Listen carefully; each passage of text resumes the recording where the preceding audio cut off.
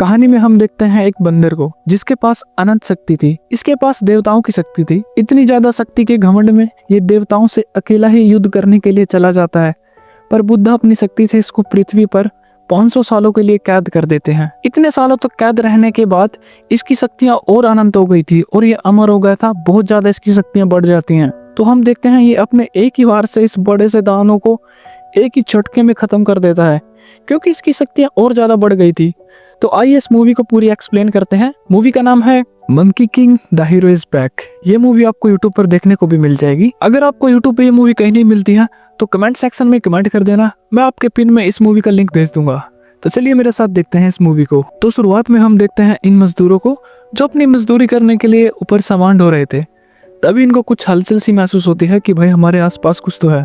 तो वहां पर एक क्रीचर दिखाई देता है जो लोगों को पकड़ पकड़ के उनको मार रहा था, और जिनको नहीं मारता है उनको पहाड़ से नीचे फेंक देता है। तो ये क्रीचर इस आदमी को पकड़ लेते हैं और इसको पूरी ताकत से अपने पंजों में दबाकर जान से मार देते हैं। सारे क्रीचर एक साथ इस महिला को घेर लेते हैं जिसके पास अपना छोटा सा बेबी था। अपने पति की लाश को देख के उदास हो जाती है कि अब मेरे पति तो जिंदा नहीं रहे, अब मैं और मेरा बच्चा भी मारे जाएंगे। तो इसी के डर के चलते ये पहाड़ से नीचे छलांग लगा देती है। सभी क्रीचर इसको पकड़ने की कोशिश करते हैं, पर तब तक बहुत देर हो चुकी थी। महिला अपने बच्चे के साथ नीचे खाई में गिर जाती है। तो यह आदमी नदी के किनारे अपनी प्यास बुझा रहा था। इसको छोटे बेबी के रोने की आवाज सुनाई देती है। तो सामने देखते एक छोटा सा बेबी कश्ती में तैरते हुए आ रहा है।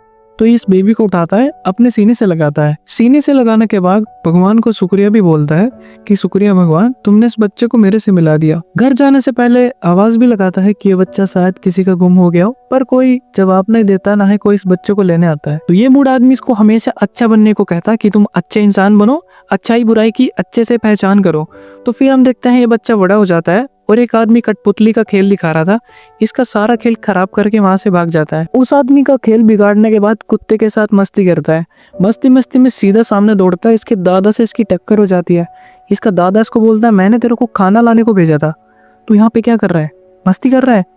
तो अपने दादा को बोलता है, सॉरी दादाजी, आगे से ऐसा नहीं होगा। तो इसका दादा इसको बोलता है, मेरा हमेशा से एक ही सपना है कि तुम बड़े होकर अच्छे संत बनो, लोगों की मदद करो, लोग तुम्हें जाने। तो ये बोलता है, हाँ दादाजी, मैं एक कुंफू मास्टर बनूंगा और लोगों की मदद करूंगा। तो अभी इसका दादा इसके सर में डंडा मारता है, अबे मैं तेरे को संत बनने को बोल रहा हूँ, तू इधर कराटे चैंपियन बन रहा है। बहुत सारे क्रीचरों ने इनके गांव पर हमला कर दिया था। ये क्रीचर छोटे छोटे बच्चे को उठा के अपने साथ लेके जाते और अपने राजा को सौंप देते। तीरंदाज भी इनका सामना कर रहे थे, पर क्या करें, पीछे से इसको सरप्राइज मिल जाता है। इसको एक लात मार के हवा में उड़ाता है और बच्ची को उठा के भागता है। तभी इसके सिर में ऊपर से गमला लगता है जो इस बच्चे ने फेंका था। बच्ची को ये बचा लेता है। उठने के लिए एक बड़े से स्टैचू के नीचे अपना सर ऐसे नीचे करके बैठ जाता है। क्रीचर इसको देख लेते हैं। इसका दादाजी पूरी ताकत के साथ एक स्टैचू को नीचे गिरा देता है। दादाजी आप ठीक तो हो, आपको चोट तो नहीं लगी? तो ये दो क्रीचर बच्चों की गिनती कर रहे थे, जिनमें से एक क्रीचर आके बोलता है, अबे साले, एक बच्चे की कमी है, जल्दी इस बच्चे को ढूंढो। हम देखते हैं हमारे इस बहादुर बच्चे ने इस नन्ही सी बच्ची को बचा लिया था, पर सामने आगे खाई आ जाती है। हम ये दौड़ के कहाँ जाएगा? पीछे से क्रीचर इसको पकड़ के खुश हो जाता है, पर उसके पीछे बहुत सारे आ रहे थे। अमी के सब इस खाई में गिर जाते हैं, पर जैसे तैसे करके हमारा बहादुर बच्चा बच जाता है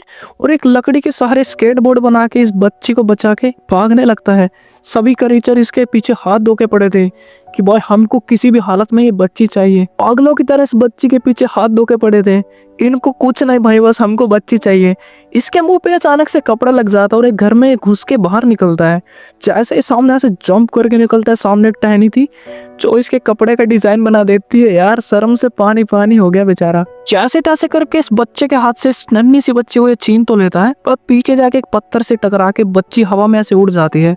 पर हमारा बहादुर बच्चा इसको अपनी टोकरी में भर के नीचे खाई में गिर जाता है। यार ये बच्चा हमेशा खाई में गिरता ही रहता है क्या? जैसे तैसे करके अपनी और इस बच्ची की जान तो बचा लेता है, पर ये साले क्रीचर इसका पीछा नहीं छोड़ते हैं। इसके पीछे पागलों की तरह पड़े हुए थे। एक राक्षस को चकमा देके ऐसे कट तो मार देता है, पर वो साला राक्षस इन दोनों को लेके नीचे गिर जाता है। सच में यार इस बच्चे की किस्मत में नीचे गिरना ही लिखा है। जैसे तैसे करके अपनी और इस बच्ची की जान तो बचा लेता है। जैसे ही ऊपर आता है, वहां पे छोटे छोटे से जीव इसका स्वागत करते हैं और बोलते हैं, तुम यहाँ पे रह सकते हो, हमारा खाना ये है, तो तुम इसको खा के अपनी जिंदगी गुजार सकते हो। तो ये इस फल को उठाने जाता है। वहां पे देखता है कि इस क्रीचर के पैर यहाँ पर भी हैं। तो डर के मारे इसके मुंह से जोर से चीख निकलती है, भाई मम्मी, यहाँ पर भी इस क्रीचर के पाँव के निशान है। तो अभी वहाँ झाड़ियों के पीछे से वो भयानक क्रीचर इसके ऊपर झपटता है। बड़ी हिम्मत के साथ अपनी और इस धन्य सी बच्ची की जान तो बचा लेता है।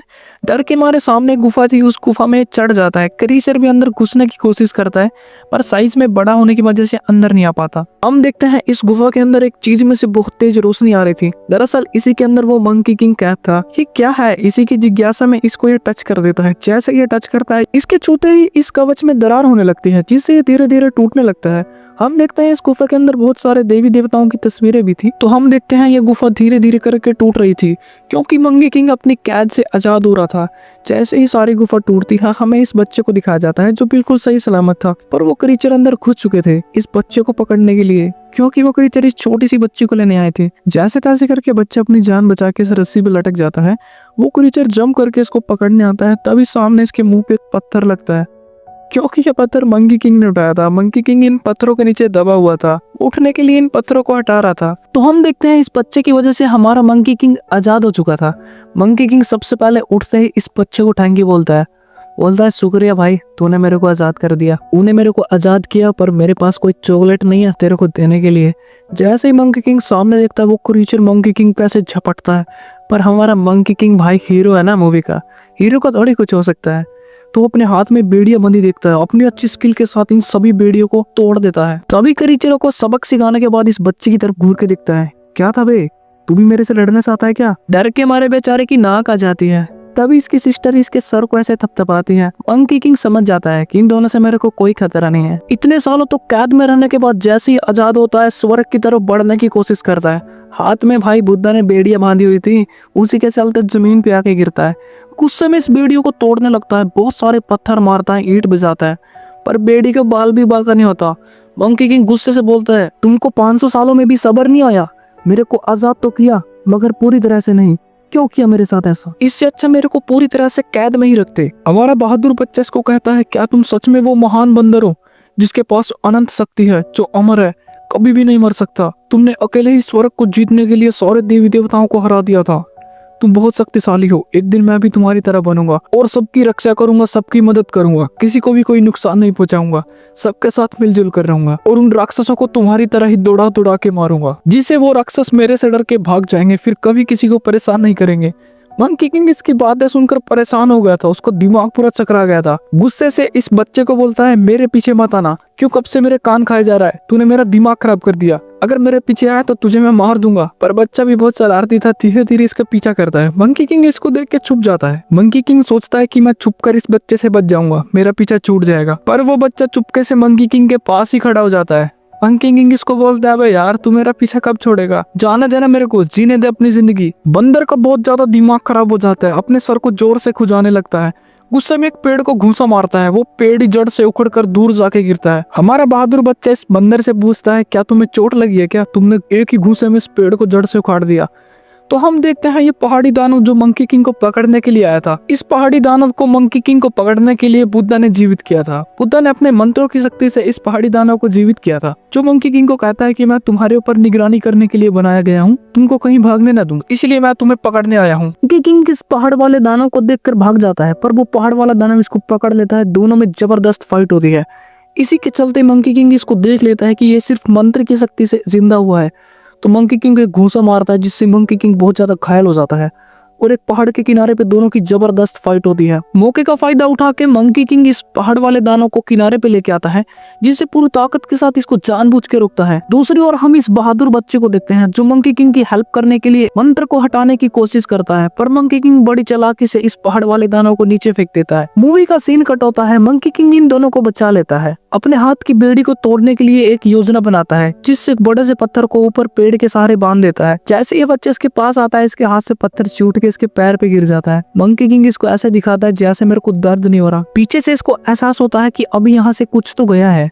तभी इस चीज को ढूंढने के लिए एक पुराने मंदिर में जाता है, जहाँ पर बहुत सारे देवी देवताओं की मूर्तियां लगी थी। ये यहाँ की मंदिर की इतनी धूल मिट्टी को देख के थोड़ी सी सफाई करने की सोचता है, जहाँ पर ये अपनी फूंक के साथ एक धूल मिट्टी को उड़ा देता है। बहुत सारी धूल मिट्टी उड़ने के कारण इस बहरूपियों को सांस लेने में तकलीफ हो रही थी, तो ये दौड़कर मंदिर से बाहर आता है। मंकी किंग भी झटके से नीचे गिर जाता है। हमारा बहादुर बच्चा मंकी किंग को बताता है कि ये बहरूपिया इस मंदिर में छुपा हुआ था। ये बहरूपिया खुद को एक महान संत बताता है। ये बताता है कि मैं बुद्धा का सेवक हूँ, पर मंकी किंग को इस पर थोड़ा सा डाउट होता है। लगता है, पर अचानक से ये बुद्धा अपने असली रूप में आने लगता है। जो खुद को बुद्धा का सेवक बता रहा था ना, इसका असली रूप एक पिगी था भाई। मैं भी सोच के हैरान हो जाता हूँ कि इसका असली रूप एक पिगी कैसे हो सकता है। ये पागल कुत्ते की तरह इस फिश को खाने लगता है, जैसे इसने बहुत सालों तक खाना ही नहीं खाया हो। फिश को खाते खाते इस बच्चे से कहता है, मैं इस मंकी किंग से नहीं डरता, मैं इसको हरा सकता हूँ। अपना पिगी जैसा सर लेके मंकी किंग को मारने आता है। मंकी किंग इसके नाक में 2 उंगली घुसेड़ के इसको दूर फेंक के मारता है।